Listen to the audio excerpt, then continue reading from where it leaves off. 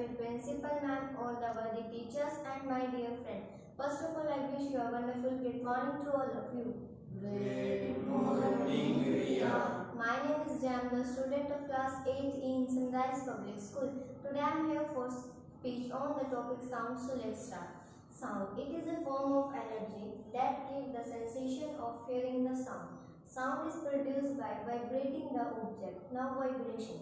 The to and the flow of the motion is known as vibration. Now sound plays an important role in our daily life. How?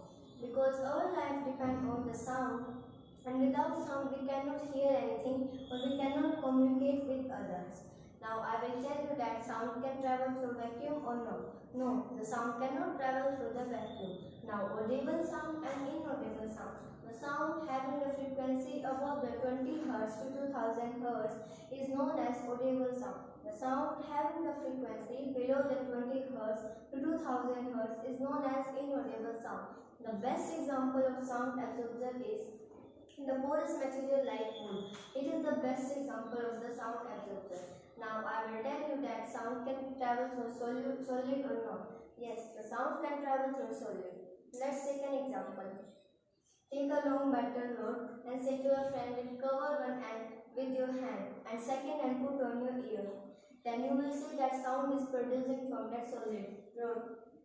It means that the sound can travel through solid. Now I will tell you about how noise pollution is produced. Noise pollution is produced by many objects near around us like TV, radio, televisions, bikes, vehicles, etc. Now harmful effects. I tell you that how we can control this noise pollution. We can control this noise pollution in many ways by applying the good silencers in our bikes, by doing the volume down of our loudspeakers and television also.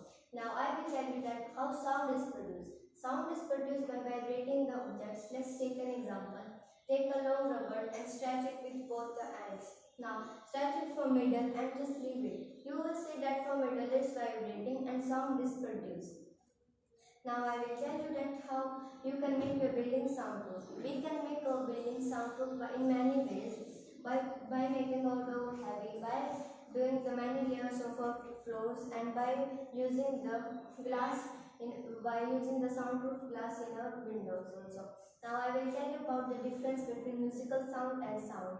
It is the pleasant of our ear and noise is the unpleasant of our ear. Its frequency is high and its frequency is low.